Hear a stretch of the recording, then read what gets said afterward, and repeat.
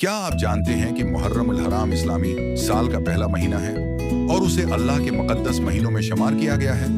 رسول اللہ صلی اللہ علیہ وسلم نے فرمایا کہ رمضان کے بعد سب سے افضل روزے اللہ کے مہینے محرم کے روزے ہیں۔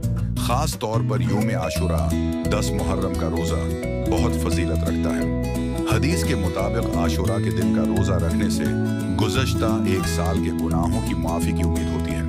یہ وہ دن بھی ہے جب اللہ نے حضرت موسی اور ان کی قوم کو فرعون سے نجات عطا فرمائی تھی۔ دوستو، محرم ہمیں صبر، شکر اور اللہ پر بھروسہ کرنے کا درس دیتا ہے۔